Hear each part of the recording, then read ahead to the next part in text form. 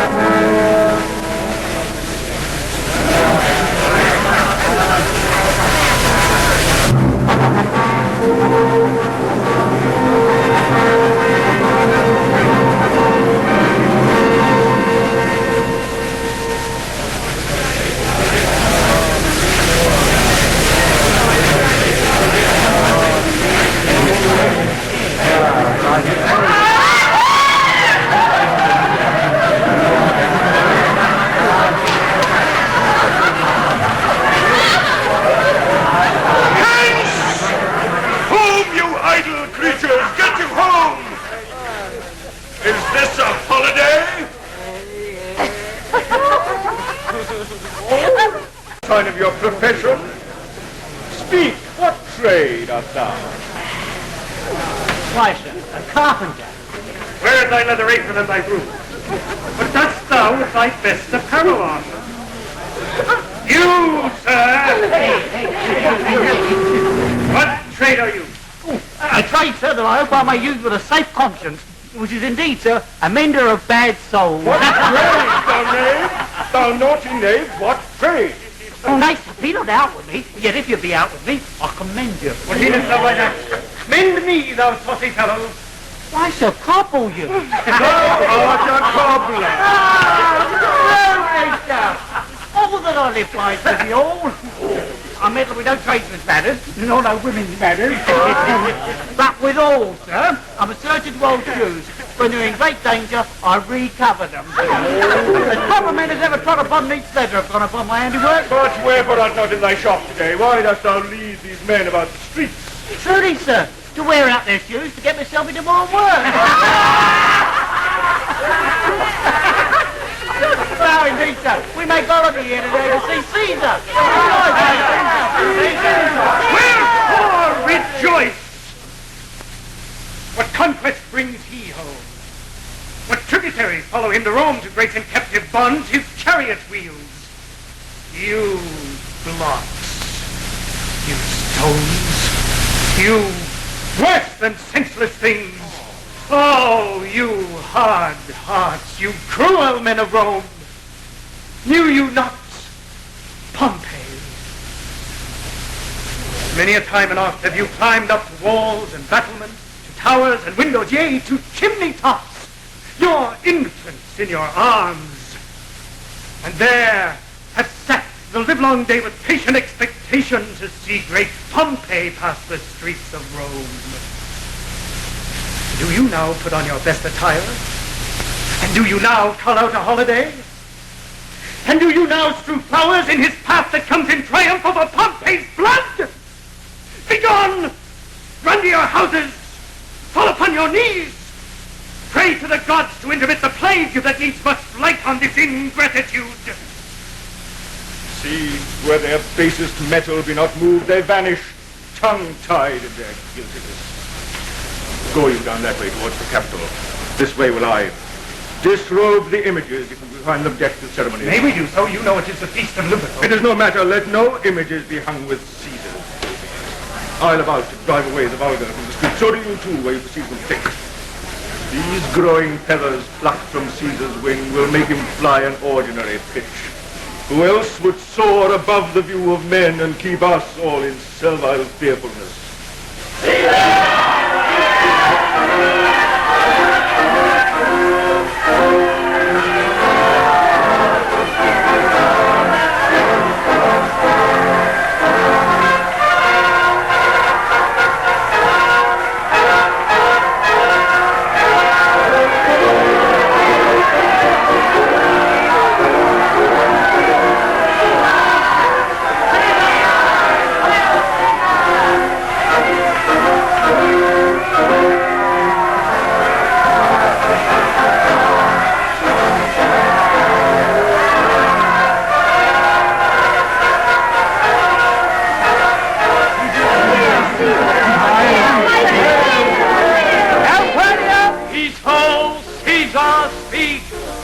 Calpurnia. Here, my lord. Stand you directly in Antonius' way when he doth run his course. Antonius? Caesar. My lord. Forget not in your speed, Antonius, to touch Calpurnia. For our elders say the baron toucheth in this holy chase. Shake off their sterile curse. I shall remember. When Caesar says do this, it is performed. Set on, and leave no ceremony out. At arms! Who calls? Bid every noise be still! Peace yet again! Who is't in the press that calls on me? I hear a tongue shriller than all the music cry Caesar. Speak! Caesar is turned to hear.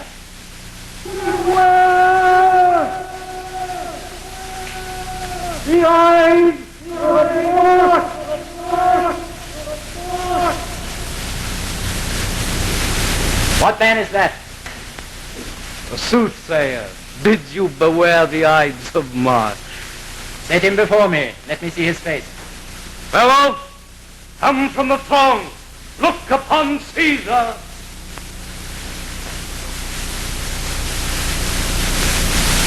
What sayest thou to me now? Speak once again.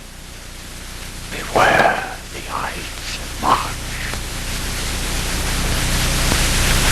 He is a dreamer. Let us leave him. Pass!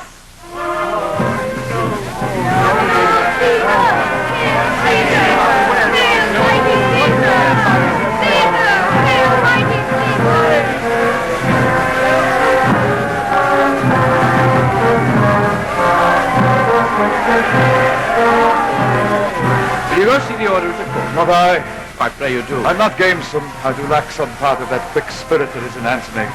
Let me not leave you, Cassius. You go, I will stay. Brutus!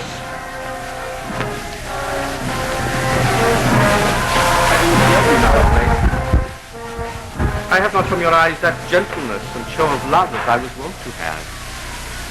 You bear too stubborn and too strange a hand over your friend that loves you. Cassius, be not deceived.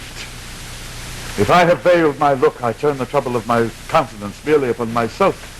Vexed I am of late with passions of some difference, conceptions only proper to myself, which give some soil perhaps to my behaviors. But let not therefore my good friends be grieved, among which number, Cassius, be you one. Nor construe any further my neglect than that poor Brutus with himself at war forgets the shows of love to other men. Tell me, good Brutus, can you see your face? No, Cassius. The eye sees not itself but by reflection, by some other things. It's just.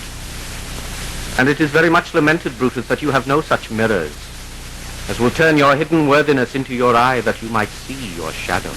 Into what dangers would you lead me, Cassius, that you would have me seek into myself for that which is not in me? Therefore, good Brutus, be prepared to hear. And since you know you cannot see yourself so well as by reflection, I, your glass, will modestly discover to yourself that of yourself which you yet know not of. Who's the shouting?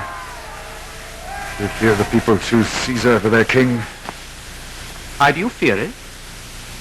Then must I think you would not have it so? I would not, Cassius, yet I love him well. Wherefore do you hold me here so long? What is it that you would impart to me?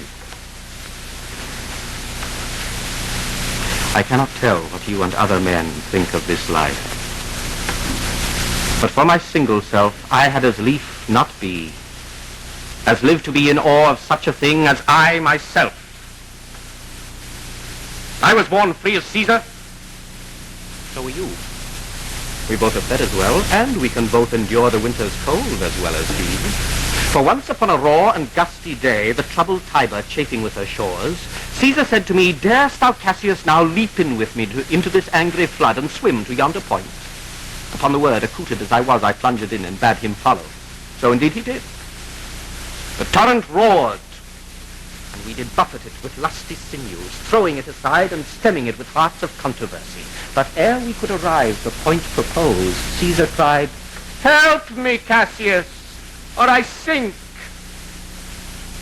I, as Aeneas, our great ancestor, did from the flames of Troy upon his shoulder the old Anchises bear, so from the waves of Tiber did I, the fire, Caesar. And this man has now become a god.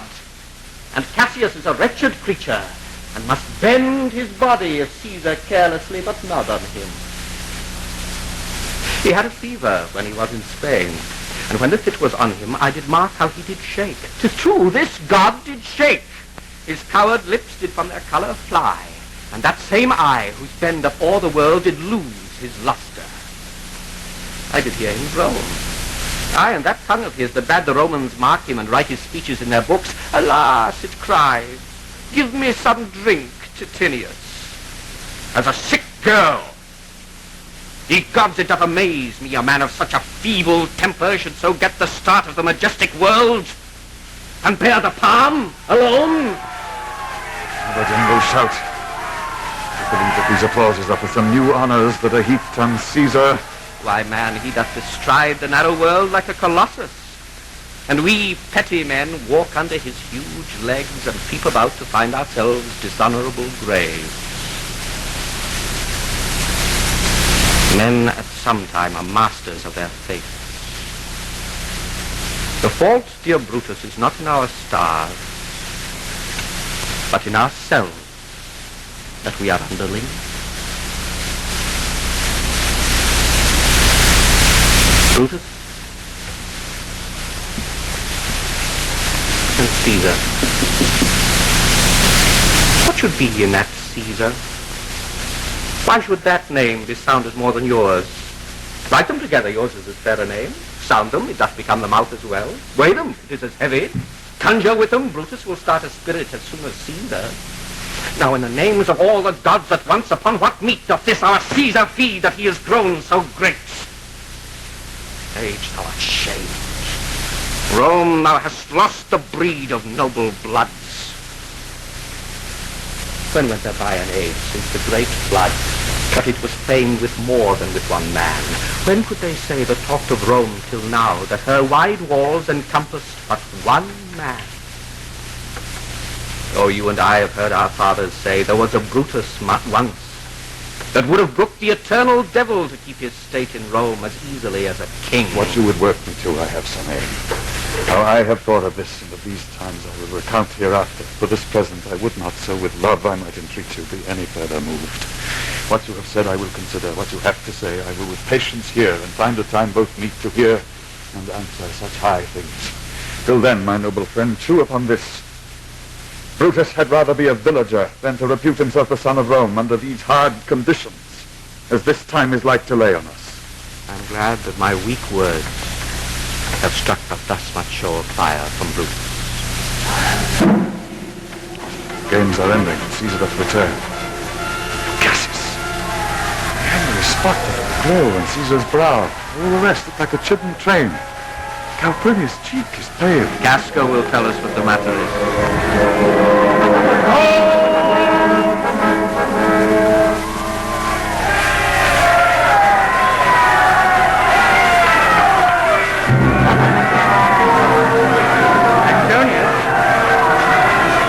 Antonius! Caesar! Yet they have men about me that are fat, sleek-headed men, such as sleep o' nights. Beyond Cassius, they have a lean and hungry look, and thinks too much. Such men are dangerous. Fear him not, Caesar. He's not dangerous. He is a noble Roman, and wealthy. He loves no plays, as thou dost, Antony. He hears no music. Seldom he smiles. Such men as he be never at heart's ease, whilst they behold a greater than themselves, and therefore are they very dangerous. I rather tell thee what is to be feared than what I fear, for always I am Caesar. Come on my left hand, for this here is death, and tell me truly what thou thinkst of him. Caesar. Will you speak with me? Hi, Casca. Tell us what hath chanced that Caesar looks so sad today. Why, you were with him, were you I not? should not then have asked Casca what had chanced. Why, there was a crown offered him. And being offered him, he put it by with the back of his hand, thus. And then the people fell a-shouting, What was the second noise for? Aye, for that too. They shouted thrice. What was the last cry? Aye, for that too. Was the crown offered him thrice? Aye, Mary was. And he put it by thrice. Every time gentler than other. And at every putting by, mine honest neighbor shouted. Who offered him the crown? Why, Antony? Well, tell us the manner of it, gentle Casca. I can as well be hanged as tell the manner of it was mere foolery. I did not mock it. I saw Marc Antony offer him a crown. Yet 'twas not a crown neither. 'Twas one of these coronets. And as I told you, he put it by once. But for all that, to my thinking, he would fain have had it. Then he offered it to him again. He put it by again. But to my thinking, he was very loath to lay his fingers off it. He offered it to him the third time. He put it the third time by. And still, as he refused it, the rabblement hooted and clapped their chopped hands, threw up their sweaty nightcaps, and uttered such a deal of stinking breath, because Caesar had refused the crown, that it almost choked Caesar. For he swooned at it and fell down. For mine own part, I durst not laugh, for fear of opening my lips and receiving the bad air. Soft, I pray you, what did Caesar swoon? He fell down in the marketplace, foamed at the mouth, and was It speechless. was very like he hath the falling sickness. No, Caesar hath it not. But you and I and honest Casca, we have the falling sickness. I know not what you mean by that. But I am sure Caesar fell down. What said he when he came unto himself again? Mary, before he fell down, when he perceived the common herd was glad he refused the crown, he pulled me up his doublet and offered them his throat to cut. And I had been a man of any occupation. If I'd not taken him at a word, I would I might go to hell among the rogues. And so he fell. When he came to himself again, he said if he had done or said anything amiss, he desired their worships to think it was his infirmity. 3 or 4 wenches where I stood cried, "Alas, good soul," and forgave him with all their hearts. But there's no heed to be taken of them. If Caesar had stabbed their mothers, they would have done no less. And after that, he came thus sad away? Aye. Did Cicero say anything? Aye, he spoke Greek. To what effect? Nay, I tell you that, I'll never look you in the face again. But those that understood him smiled at one another and shook their heads. For mine own part, it was Greek to me. I could tell you more news, too. Marcellus and Flavius, for pulling scarves off Caesar's images, are put to silence. Very well. And there was more foolery yet, if I could remember it. Will you sup with me tonight, Casca? No, I am promised for. Will you dine with me tomorrow? Aye, if I be alive and your mind hold and your dinner worth the eating. Good. I will expect you. If so, farewell. What a blunt fellow is this grown to be. He was quick metal when he went to school. So is he now, in execution of any bold or noble enterprise. However he puts on this tardy form. This rudeness is a source to his good wit, which gives men stomach to digest his words with better appetite. So it is. For this present time, I will leave you. Tomorrow, if you please to speak to me, I will come home to you. Or if you will, come home to me, and I will wait for you. I will do so. Till then, think of the world.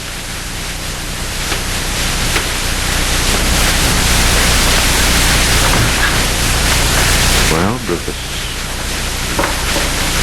thou art noble.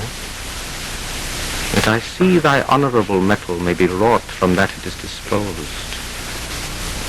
Therefore it is meet that noble minds keep ever with their lives. For who so firm that cannot be seduced?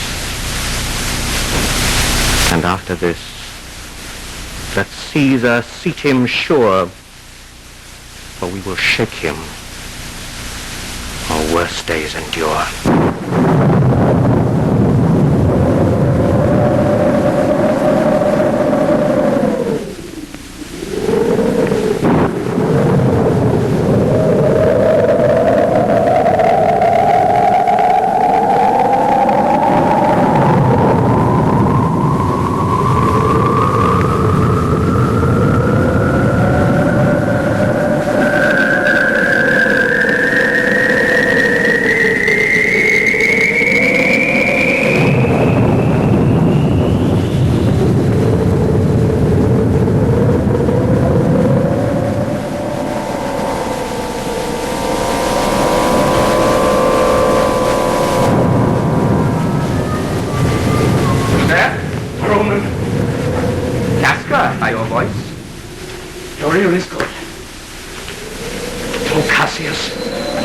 a night is this? A very pleasing night to honest men.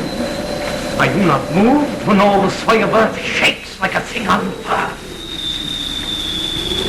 A common slave, you know him well by sight, held up his left hand, which did flame and burn like 20 torches joined, and yet his hand, not sensible of fire, remained unscorched. And yesterday, upon the Capitol, I met a lion that glared upon me and went surly by without annoying me.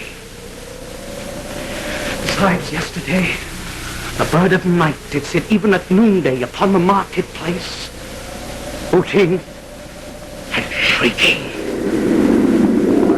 It is the time for men to fear and tremble, when the most mighty gods send by token such dreadful heralds to astonish us. You are dull, Casca, and those sparks of life that should be in a Roman you do want, or else you use not. You look pale and gaze and put on fear and cast yourself in wonder to see the strange impatience of the heavens. But if you would consider the true cause why all these things change from their ordinance to monstrous quality, why you shall find that heaven hath infused them with these spirits to make them instruments of fear and warning unto some monstrous state.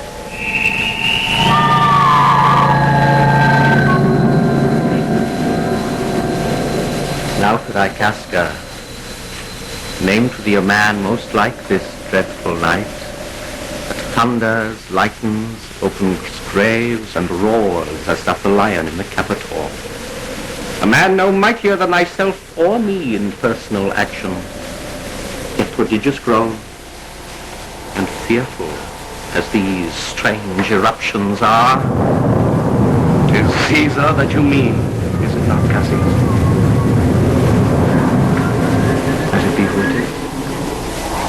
Indeed, they say the senators tomorrow mean to establish Caesar as a king, and he shall wear his crown by sea and land in every place, save here in Italy.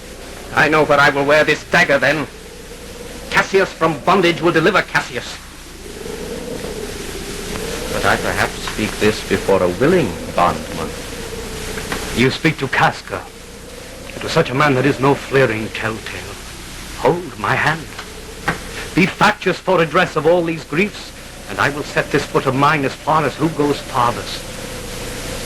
There's a bargain made. Hold. Here comes someone in haste.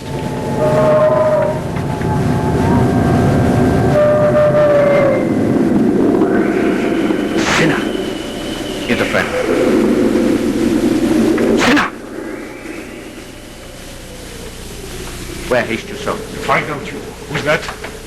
Simber? No, it is Casca, one incorporate to our attempts. I'm glad. Am I not stayed for, Sinner? Oh, what a fearful night is this. There are 2 or 3 of us have seen strange sights. Am I not stayed for? Tell me. Yes, you are. Oh, Cassius, if you could but win the noble Brutus to our cause. Do you content?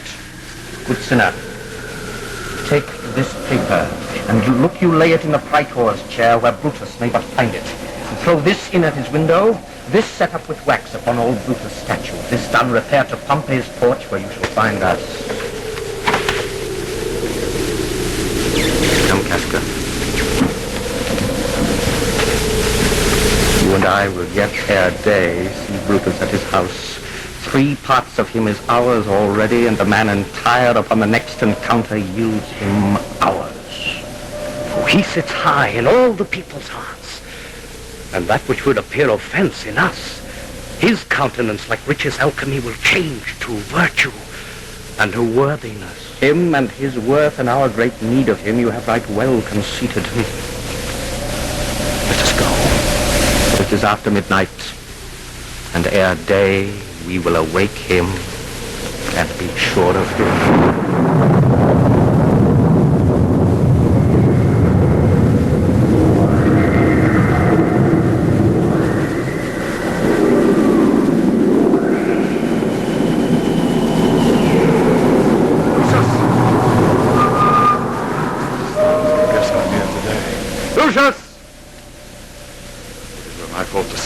Sunday.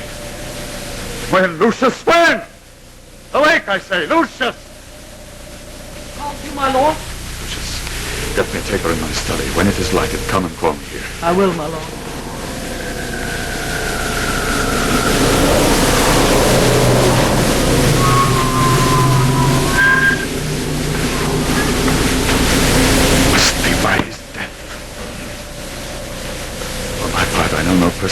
cause to spurn at him, but for the general he would be crowned.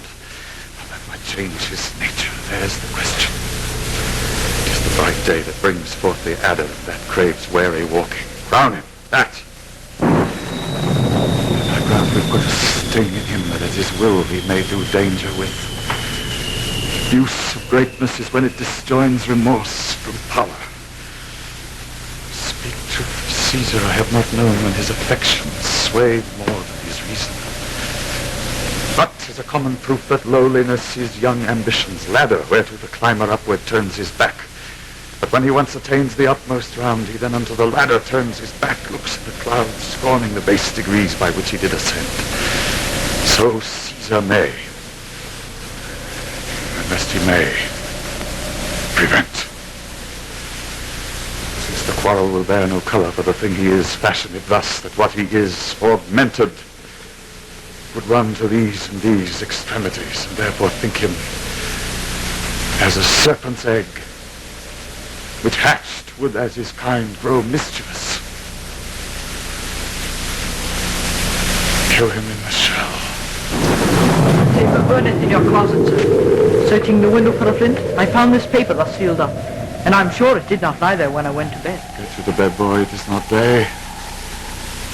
Lucius, it's not tomorrow, boy, the Ides of March. I know not, sir. Look in the calendar and bring me word. I will, sir. Brutus, thou sleepst, awake and see thyself, shall roam, etc. Speak, strike, redress. Brutus, thou sleepst, awake. Such instigations have been often dropped when I took them up. Shall roam, etc.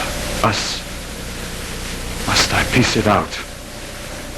Shall Rome stand under one man's awe? What, Rome? My ancestors did from the streets of Rome the Tarquin drive when he was called a king. O Rome, I make thee promise, if the redress will follow, thou receivest thy full petition at the hand of Brutus. Sir, March has wasted 14 days. It's good. Go to the gate, someone knocks.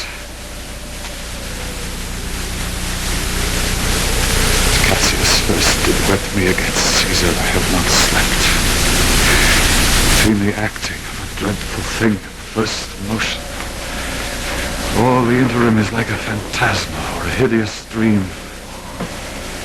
Genius and the mortal instruments are then in council.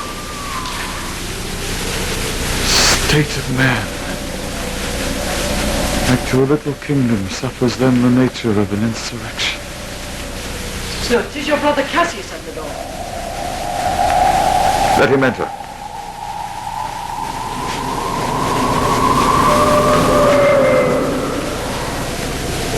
I think we are too cold upon your rest. Good morrow, Brutus. Do we trouble you? I've been up this hour, awake all night. Know why these men have come along with you? Yes, every man of them. And no man here but honors you. And every one doth wish you had but that opinion of yourself which every noble Roman bears of you. This is Cassius Brutus. Is welcome hither. This Casca. This Sinner. And this Metellus Simba. They are all welcome. What watchful cares do interpose themselves betwixt your eyes and night? Shall I entreat a word?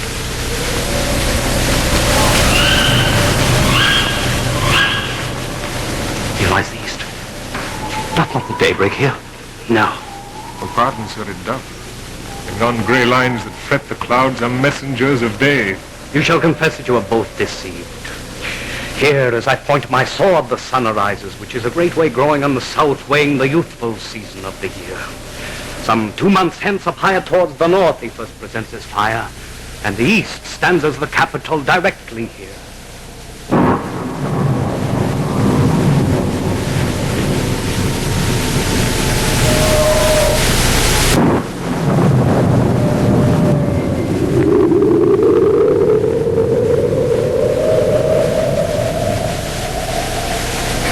hands all over one by one. And let us swear our resolution. No, not an oath. Not the face of men, the sufferance of our souls, the time's abuse. These be motives we break off betimes, that every man hence to his idle bed. What need we any spur but our own cause to prick us to redress? What other bond than secret Romans that have spoke the word and will not falter? What other oath than honesty, to honesty engaged, that this shall be, or we will fall for it? Shall no man else be touched, but only Caesar? Decius, well urged. I think it is not meet Marc Antony, so well beloved of Caesar, should outlive Caesar. We shall find of him a shrewd contriver, and you know his means, if he improve them, may well stretch so far as to annoy us all, which to prevent. Let Antony and Caesar fall together. Our course will seem too bloody, Caius Cassius, to cut the head off and then hack the limbs, like wrath in death and envy afterwards. For Antony is but a limb of Caesar. Let us be sacrificers, but not butchers, Caius.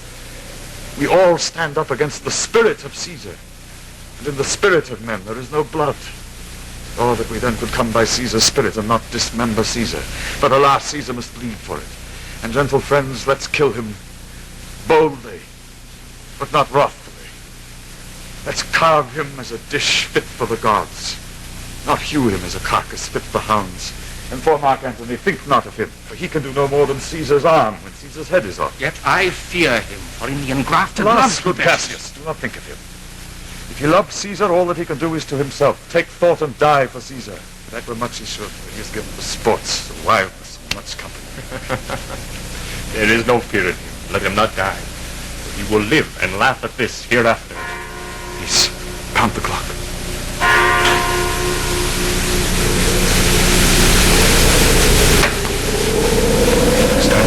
But it is doubtful yet whether Caesar will come forth today or no. For he is superstitious grown of late. Quite from the main opinion he held once of fantasy of dreams and ceremonies. Maybe these apparent prodigies, the unaccustomed terror of this night, and the persuasion of his augurers may hold him from the capital today. Fear it not. If he be so resolved, I can persuade. For he loves to hear that unicorns can be betrayed with trees, lions with toils, and men with flatterers. When I tell him he hates flatterers, he says he does, being then most flattered. Let me work, for I can give his humor the true bent, and I will bring him to the capital. Nay, we will all of us be there to fetch him. By the 8th hour. Is that the uttermost? Be that the uttermost, and fail not then. Caius the Gallius that bears Caesar hard, who rated him for speaking well of Pompey. No, I wonder none of you have thought of him. Good Metellus, go along by him. He loves me well, and I have given him reason. Send him but hither, and I'll fashion him. The morning comes upon us. We leave you, Brutus, and friends disperse yourselves, but all remember what you have said and show yourselves true Romans. Good gentlemen, look fresh and merrily. Let not our looks put on our purposes, but bear it as our Roman actors do, with untired spirits and formal constancy. So good morrow to you, everyone. Good morrow, Brutus.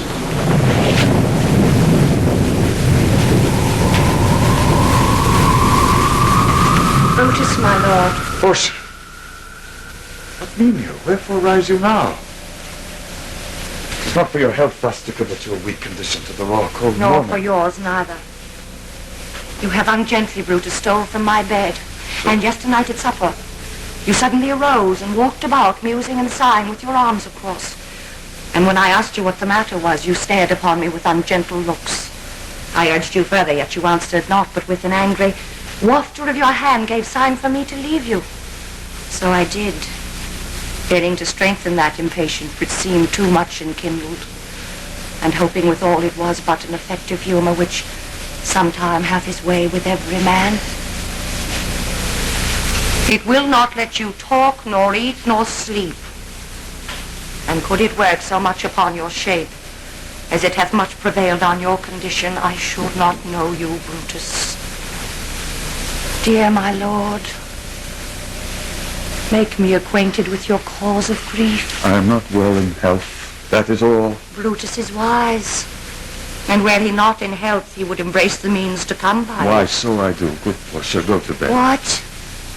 Is Brutus sick? And will he steal out of his wholesome bed to dare the vile contagion of the night and tempt the rheumy and unpurged air to add unto his sickness? Oh no, my Brutus. You have some sick offense within your mind, which by the right and virtue of my place I ought to know of. And upon my knees I charm you, by my once commended beauty, by all your vows of love, and that great vow which did incorporate and make us one, that you unfold to me yourself, your hearth, why you are heavy, and what men tonight have had resort to you, for here have been some 6 or 7 who did hide their faces even from darkness. Kneel not, gentle Portia. I should not need, if you were gentle Brutus. Within the bonds of marriage, tell me, Brutus, is it accepted that I should know no secrets that appertain to you? Am I yourself but as it were in sort or limitation, to keep with you at meals, comfort your bed, and talk to you sometimes? Dwell I but in the suburbs of your good pleasure, if it be no more? Portia is Brutus' harlot, not his wife. You are my true and honorable wife.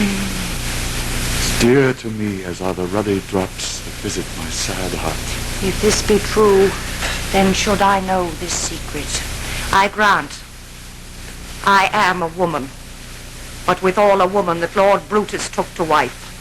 I grant I am a woman, but withal a woman well-reputed Cato's daughter. Think you I am no stronger than my sex, being so fathered and so husbanded? Tell me your counsels. I will not disclose him. I have made strong proof of my constancy, giving myself a voluntary wound here in the thigh. Can I bear that with patience, and not my husband's secrets? O you gods, render me worthy of this noble wife. Portia. Portia, go in a while, and by thy bosom shall partake the secrets of my heart. All my engagements I will constitute to thee all the charactery of my sad brows. Feed me with haste. Lucius, who's that knocks? It is the sick man that would speak with you. Caius Ligarius, Metellus spake of. Boy, stand aside. Caius Ligarius, how? Vouchsafe good morrow from a feeble tongue. Oh, brave Caius, would you were not sick? I am not sick. If Brutus have in hand any exploit worthy the name of honor. Such an exploit have I in hand, Caius, had you a healthful ear to hear of it. By all the gods that Romans bow before, I here discard my sickness. Soul of Rome, brave son derived of honorable loins, thou like an exorcist hast conjured up my mortified spirit. Now bid me run, and I will strive with things impossible, yea, get the better of them. What's to do? A piece of work will make sick men whole. But are not some whole that we must make sick? That must we also. What it is, my Caius, I will unfold to thee as we are going, to whom it must be done. Set on your foot, and with a heart new fired I follow you. To do I know not what, but it sufficeth that Brutus leads me on. Follow me.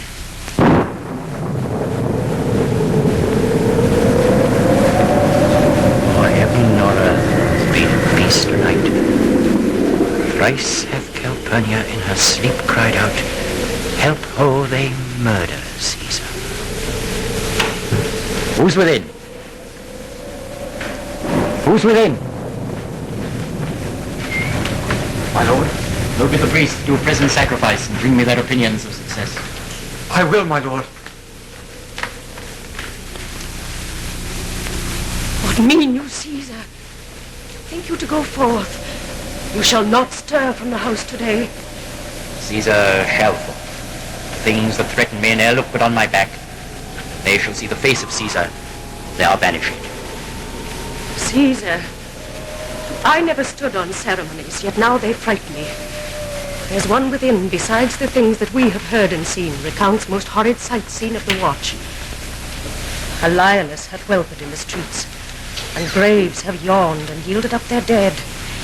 Fierce fiery warriors fought upon the clouds, in rank and squadron and right form of war, which drizzled blood upon the Capitol. The noise of battle hurtled in the air. Horses did neigh, and dying men did groan, and ghosts did shriek and squeal about the streets. Oh, Caesar, these things are beyond all use, and I do fear them. What can be avoided, whose end is purposed by the mighty gods? Yet Caesar shall fall, for these predictions are to the world in general as to Caesar. When beggars die, there are no comets seen. The heavens themselves blaze forth the death of princes. Cowards die many times before their deaths. The valiant never taste of death but once.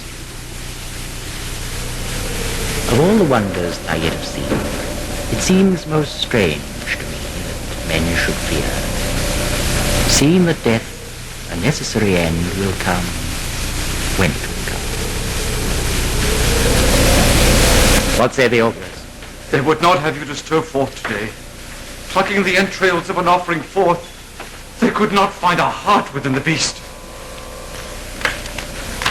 Gods do this in shame of cowardice. Caesar should be a beast without a heart if he is stayed home today for fear. No, Caesar shall not. The danger knows full well that Caesar is more dangerous than he. We are two lions littered in one day, and I, the elder and more terrible, and Caesar shall go forth. Alas, my lord, your wisdom is consumed in confidence. Do not go forth today. Call it my fear, and not your own, that keeps you in the house today. We'll send Marc Antony to the Senate House, and he shall say, you are not well today.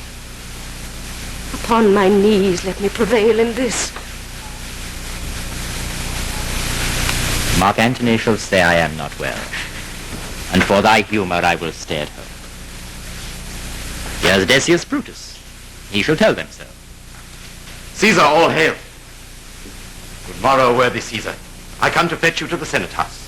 And you are come in very happy time to bear my greeting to the senators and tell them that I will not come today. Cannot is false, and that I dare not. Falsa. I will not come today. Go tell them, Decius.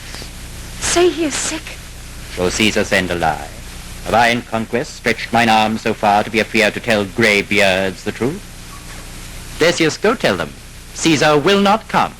Most mighty Caesar, let me know some cause, lest I be laughed at when I tell them so. The cause is in my will. I will not come. That is enough to satisfy the Senate. But for your private satisfaction, because I love you, I will let you know. Calpurnia here, my wife, stays me at home. She dreamt tonight she saw my statue, which like a fountain with 100 spouts did run pure blood. And many lusty Romans came smiling and did bathe their hands in it. And these does she apply for warnings and portents and evils imminent. And on her knee hath begged that I will stay at home. This dream is all misinterpreted. It was a vision fair and fortunate. Your statue, spouting blood in many pipes in which so many smiling Romans bathed, signifies that from you great Rome shall suck reviving blood, and great men press for tinctures, relics, stains, and cognizance. This, by Calpurnia's dream, is signified. And this way have you well expounded it. I have, when you have heard what I can say. And know it now, the Senate have concluded to give this day a crown to mighty Caesar. If you shall send them word you will not come, their minds may change. Besides, it were a mark apt to be rendered for someone to say, break up the Senate until another time, when Caesar's wife shall meet with better dreams. If Caesar should hide himself, shall they not whisper, lo, Caesar is afraid? Pardon me, Caesar, for the dear, dear love I bear to your proceeding bids me tell you this. And reason to my love is love. How foolish now do seem your fears, Calpurnia. I am ashamed I did yield to them. Give me my robe, for I will go. Look where Cassius is come to fetch me. Good morrow, Caesar. Welcome, Cassius. What, Brutus? Art thou stirred so early too? Good morrow, Casca. Mighty Caesar. Gaius Ligarius, Caesar was ne'er so much your enemy as that same ague that hath made you leave. What is the clock? Caesar, 'tis struck an 8. I thank you for your pains and courtesy. See, Antony, that revels long o' nights is notwithstanding up. Good morrow, Antony. And so to most noble Caesar. Bid them prepare within. I am to be blamed to be thus waited on. Go in, good friends, and taste some wine with me. And we, like friends, will straightway go together.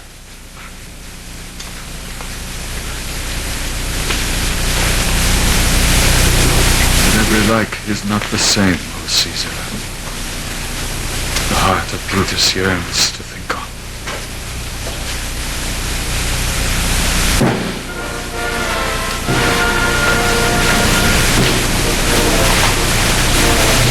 Caesar, beware of Brutus. Take heed of Cassius. Come not near Casca. Have an eye to sinner. Mark well Metellus, Simba. Decius Brutus loves thee not. Thou hast wronged Caius Ligarius. There is but one mind in all these men, and it is bent against Caesar. If thou be'st not immortal, look about you. Security gives way to conspiracy. The mighty gods defend thee, thy lover Artemidorus. There will I stand till Caesar pass along, and as a suitor will I hand him this. My heart laments that virtue cannot live out of the teeth of emulation. If thou read this, O Caesar, thou mayst live. If not, the fates with traitors do conspire.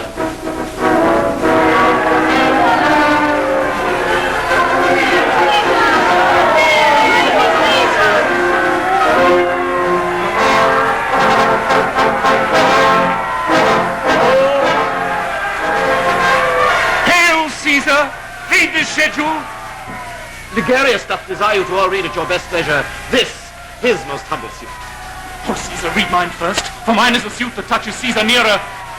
Read it, great Caesar! What touches us ourselves shall be lost, sir.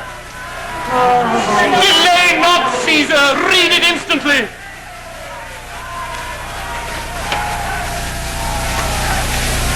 What is the fellow man? Cyril, give place. But urge you your petitions in the streets, come to the Capitol.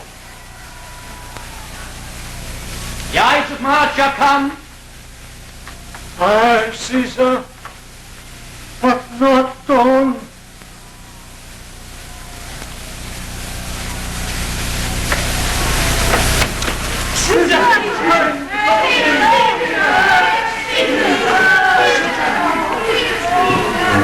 I wish today your enterprise may thrive. What enterprise, Hercules? Fare you well. Said Popilius Lena? He wished today our enterprise might thrive. I fear our purpose is discovered. Look how he makes to Caesar. Mark him. Casca be sudden, for we fear prevention. Brutus, what shall be done? If this be known, Cassius or Caesar never shall turn back, for I will slay myself. Cassius, be constant. Popilius Lena speaks not of our purposes, for look, he smiles, and Caesar doth not change. Ligarius knows his time. As he draws Marc Antony out of the way.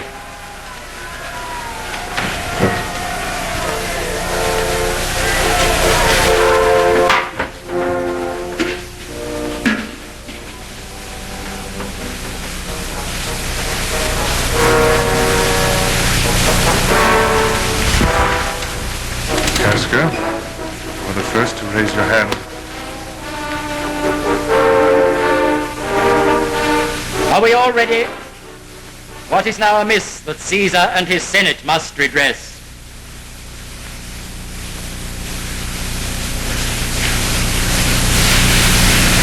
Most high, most mighty, and most puissant Caesar, Metellus Cimber throws before thy seat an humble heart. Prevent thee, Simba. These pouchings and these lowly courtesies might fire the blood of ordinary men and turn preordinance and first decree into the law of children. Be not fond to think that Caesar bears such rebel blood as will be poured from the true quality by that which melted fools. I mean sweet words, low crooked curtsies, and base spaniel fawning. Thy brother by decree is vanishing. If thou dost bend and pray and fawn for him, I spurn thee like a cur out of my way. No, Caesar doth not wrong, nor without cause will he be satisfied. Is there no voice more worthy than my own to sound more sweetly in great Caesar's ear for the repealing of my banished brother?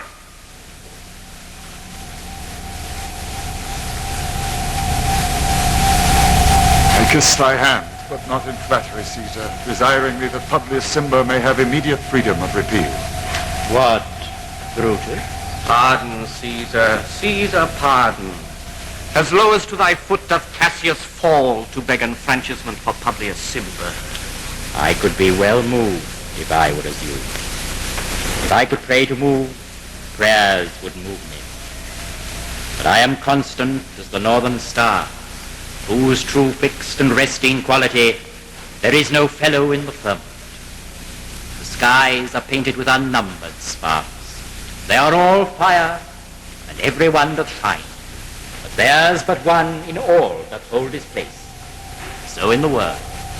It is furnished well with men, and men are flesh and blood, and apprehensive. Yet in the number do I know but one, that unassailable holds on his rank unshaked of motion. And that I am he, let me a little show it even in this, that I was constant Simba should be banished, and constant to remain to keep him so. Hence wilt thou lift up a lip, doth not Brutus bootless kneel? Speak hands for me.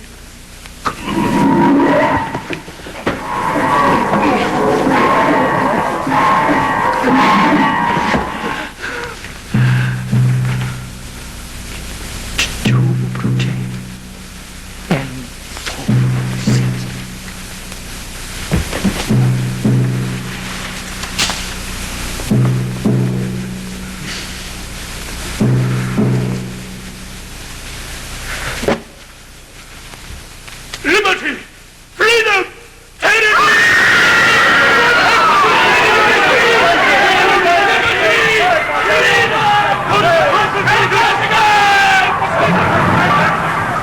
British Antony! Edward's house amazed, men, wives, and children stare, cry out, and run as it were doomsday. Stoop, Romans, stoop!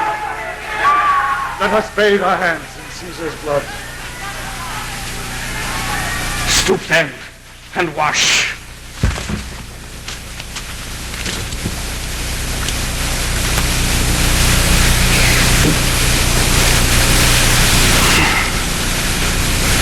How many ages hence shall this our lofty scene be acted over in states unborn and accents yet unknown? Many times hath Caesar gleaned in sport, but now on Pompey's basis lies along no worthier than the dust. So oft as that shall be, so often shall the not of us be called the men that gave their country liberty. Salt, who comes here? The friend to Antony. Thus, Brutus, did my master bid me kneel.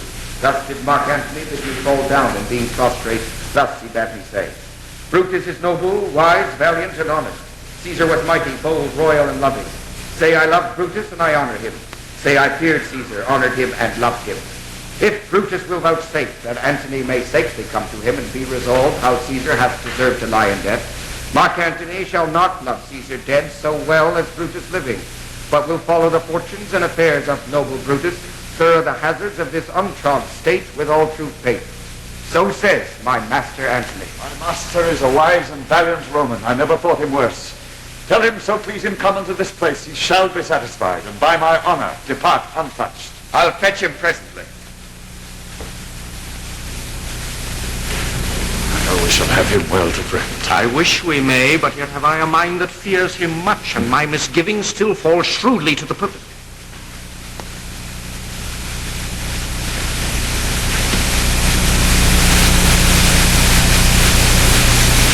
Welcome, Marc Antony.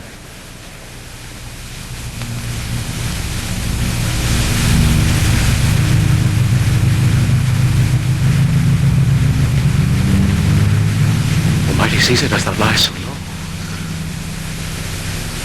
Are all thy conquests, glories, triumphs, spoils shrunk to this little measure? Fare thee well.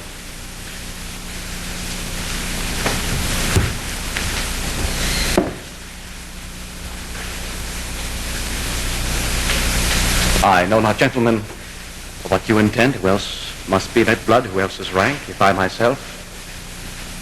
And there is no hour so fit as Caesar's death hour, nor no instrument of half that worth, and those your swords, made rich with the most noble blood of all this world. Antony, beg not your death of us. Though now we must appear bloody and cruel, as by our hands of this our present act you see we do. Yet see you but our hands, of this the bleeding business they have done. Our hearts you see not, they are pitiful. Pity to the general wrong of Rome hath done this deed on Caesar. For your part, to you, Marc Antony, Our swords have leaden points. Our arms in strength of malice, and our hearts of brother's temper, do receive you in with all kind love, good thoughts, and reverence. Your voice shall be as strong as any man's in the disposing of new dignity. Only be patient till we have appeased the multitude, beside themselves with fear. Then we will deliver you the cause, why I that loved Caesar when I struck him have thus proceeded. I doubt not of your wisdom. But let each man render me his bloody hand. First, Marcus Brutus, will I shake with you. Next, Caius Cassius, you'll take your hand. Now, Decius Brutus, yours. Yours, Metellus. Yours, Cinna. And my valiant Casca. Yours?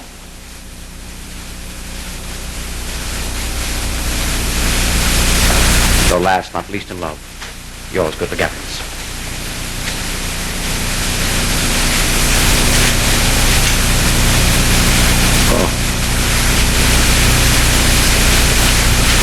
Gentlemen all, alas, what shall I say? My credit now stands on such slippery ground that one of two bad ways you must conceit me, either a coward or a flatterer. That I did love thee, Caesar, it is true. If then thy spirit look upon us now, shall it not grieve thee? Dearer than thy death to see thy Antony making his peace, shaking the bloody fingers of thy foes most noble in the presence of thy cause?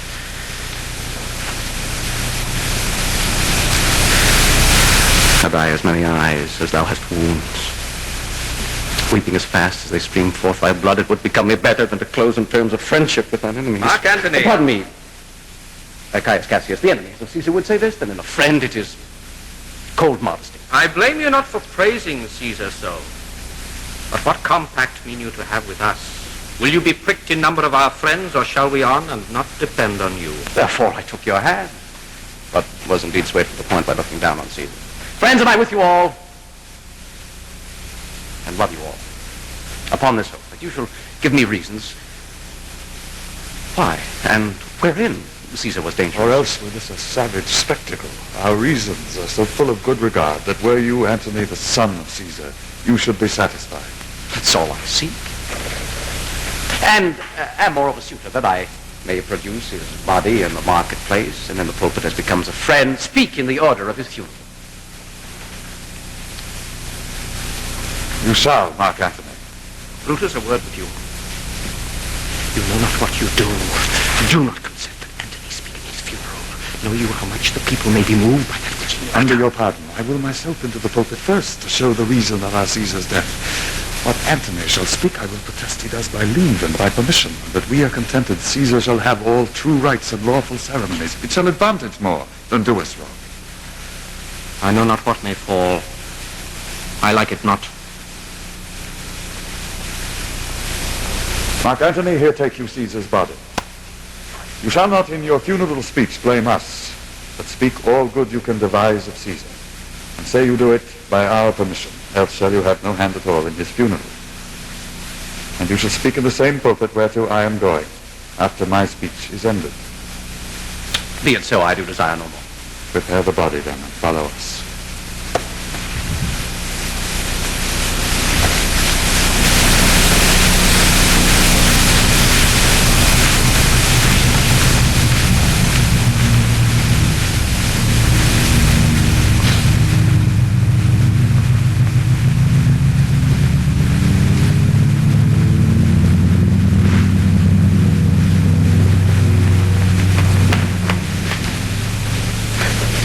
Pardon me, thou bleeding piece of earth, that I am meek and gentle with these butchers. Thou art the ruins of the noblest man that ever lived in the tide of times. Woe to the hand that shed this costly blood.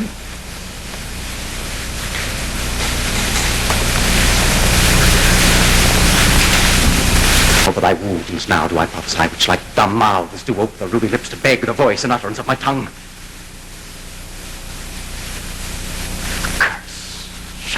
Limbs of men. Domestic fury and fierce civil strife shall cumber all the parts of Italy. Blood and destruction shall be so in use, and dreadful objects so familiar, that Mother shall but smile when they behold their infants quartered with the hands of war. Oh, pity choked with custom of fell deed. And Caesar's spirits, ranging for revenge with Ate by his side, come hot from hell, shall in these confines with a monarch's voice cry,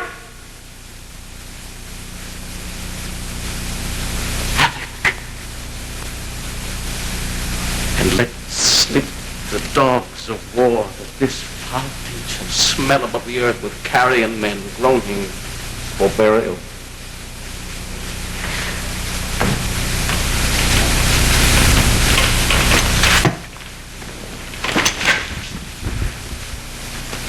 You serve Octavius Caesar, do you? I do, Marc Antony. Caesar did right for him to come to Rome. He did receive his letters and is coming. He bid me come ahead to.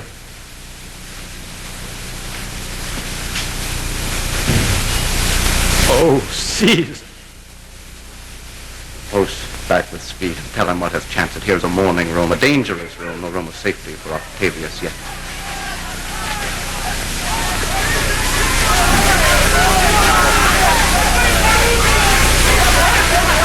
Let's stay a while.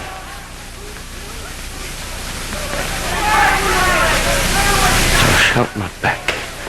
I shall try in my oration how the people take the cruel issue of these bloody men.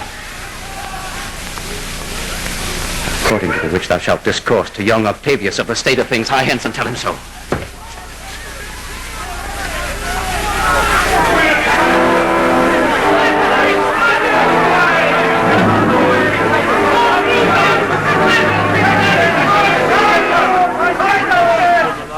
Romans, countrymen, and lovers, hear me for my cause. Why was Caesar killed? And be silent that you may speak. Believe me for mine honor, and have respect to mine honor that you may believe. Censure me in your wisdom, and awake your sense that you may the better judge. If there be any in this assembly, any dear friend of Caesar's, to him I say that Brutus' love to Caesar was no less than his. If then that friend demand why Brutus rose against Caesar, this is my answer. Not that I loved Caesar less, but that I loved Rome more. Had you rather Caesar were living to die all slaves, than that Caesar were dead to live all free men? As Caesar loved me, I weep for him. As he was fortunate, I rejoice at it. As he was valiant, I honor him. But as he was ambitious, I slew him. There is tears for his love, joy for his fortune, honor for his valor, and death for his ambition. Who is here so base that would be a bondman? If any, speak. For him have I offended. Who is here so rude that would not be a Roman? If any, speak. For him have I offended. Who is here so vile that will not love his country? If any, speak. For him have I offended. I pause for a reply. None.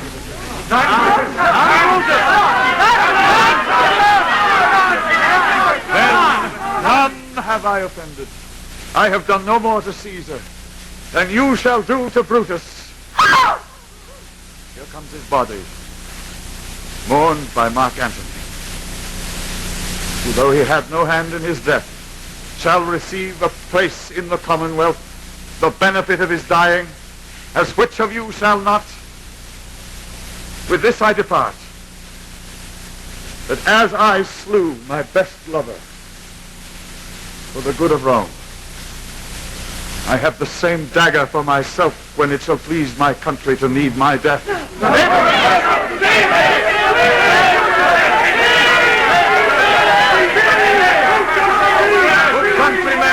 Good countrymen, let me depart alone, and for my sake stay here with Antony.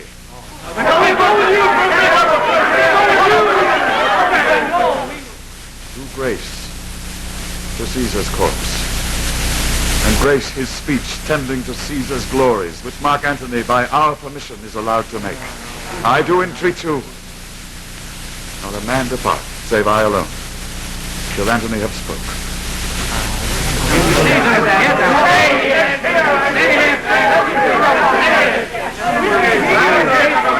For Brutus' sake, I am beholden.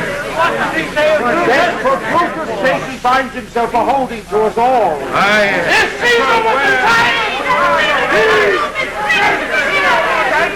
You gentle Romans. Friends, Romans, countrymen, lend me your ears. I come to bury Caesar, not to praise him.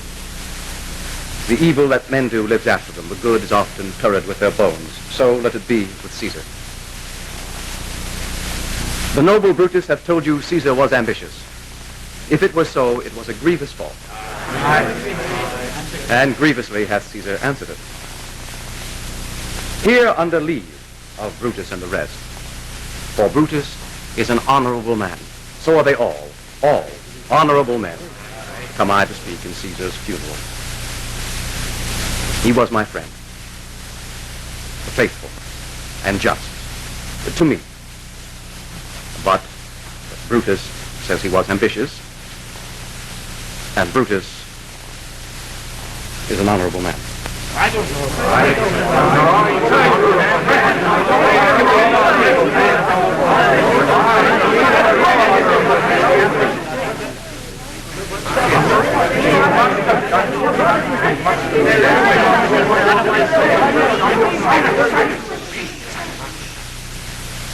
He hath brought many captives home to Rome, whose ransoms did the general coffers fill. Did this in Caesar seem ambitious?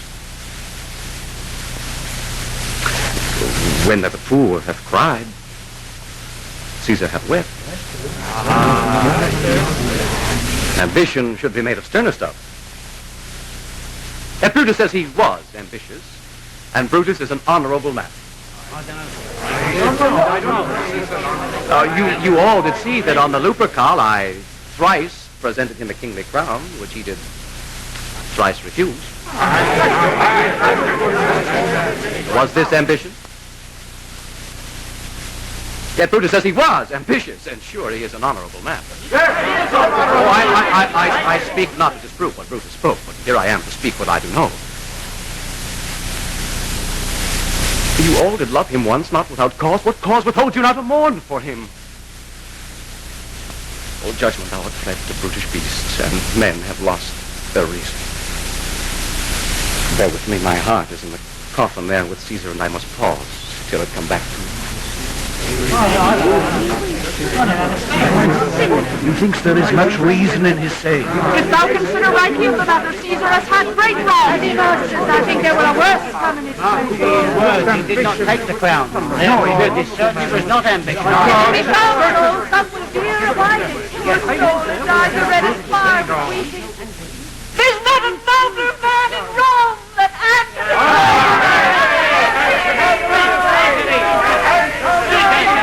But yesterday the word of Caesar might have stood against the world. Now lies he there, and none so poor to do him reverence.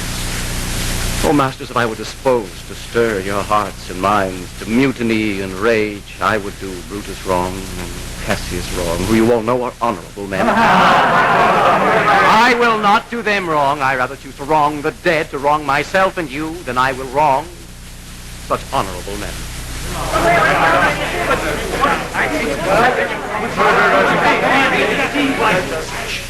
But here's a parchment with a seal of Caesar. I found it in his closet. It is his will. Let the commons hear this testament, which, pardon me, I do not mean to read. And they would go and kiss dead Caesar's wounds and dip their napkins in his sacred blood, yea, beg a hair of him for memory. And dying, mention it within their wills, bequeathing it as a rich legacy unto their issue. Patience, gentle friends, I must not read it. It is not meat. You know how Caesar loves. You are not wood. You are not stones. But men. And being men, hearing the will of Caesar, it will inflame you, it will make you mad. 'Tis good you know not that you are his heirs, for if you should, or what would become of it. Will you be patient? Will you stay a while? I have more shot myself to tell you of, but I fear I wrong the honorable men whose daggers have stabbed.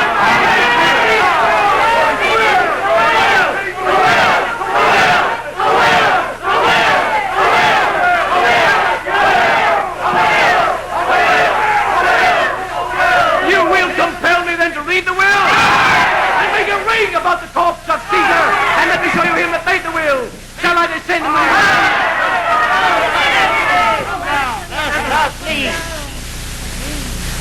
If you have tears, prepare to shed them now.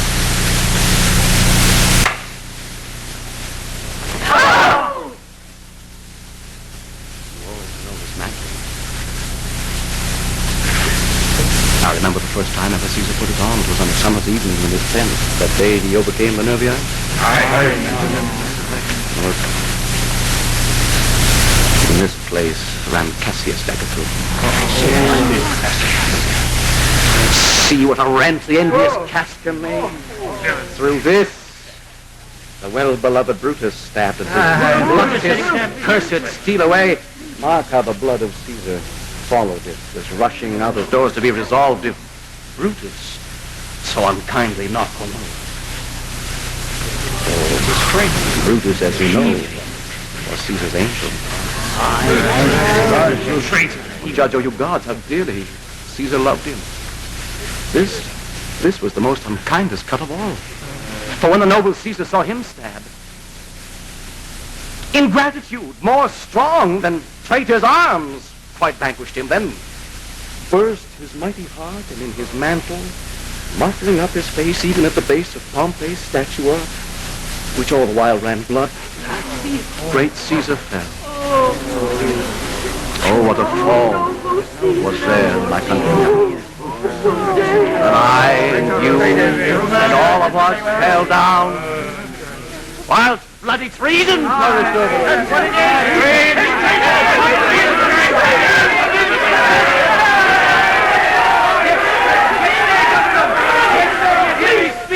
Good friends, sweet friends, let me not stir you up to such a sudden blood mutiny.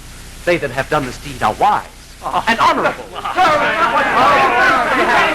Alas, I know not that made them do it. They are wise and honorable, and will no doubt with reasons answer you. I come not, friends, to steal away your hearts. I am no orator as Brutus is, but as you know me all, a plain, blunt man that loved my friend, and that they know full well that gave me publicly to speak of him. For I have neither wit, nor words, nor word, action, nor utterance, nor the power of speech to stir a man's blood. I only speak right on, tell you that which you yourselves, you know, show you sweet Caesar's wound, poor dumb mouths, and bid them speak for me. They do. We will. But were I Brutus, and Brutus, Antony, there where an Antony would ruffle up your spirits and put a tongue in every wound of Caesar that should stir the stones of Rome to rise in mutiny.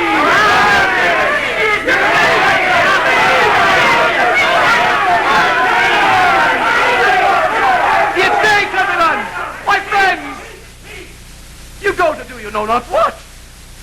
Wherein hath Caesar thus deserved your love? Alas, you know not. I must tell you this. You have forgot the will. Here is the will. And under Caesar's seal.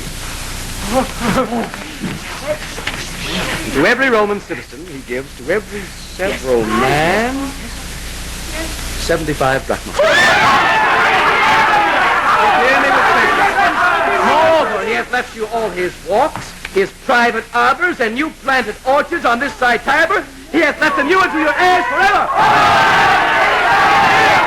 Caesar! When comes such another?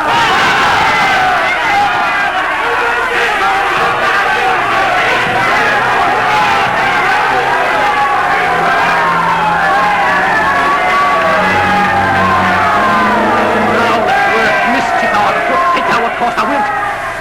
How now, fellow? Sir Octavius has already come to Rome. He comes upon a wish. Fortune is merry, and in this mood would give us anything. I heard him say that Brutus and Cassius outrid like madmen through the gates of Rome. But like they had some notice for people. How I had moved them. Bring me to Octavius.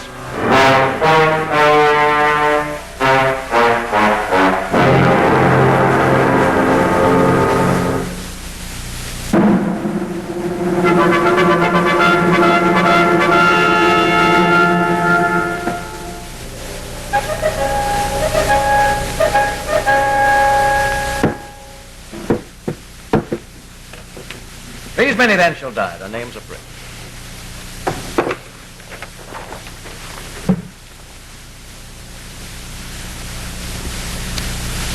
Your brother too must die. Consent you, Lepidus? I do consent. Pick him down, Antony. Upon condition, Publius shall not live. Who is your sister's son, Marc Antony?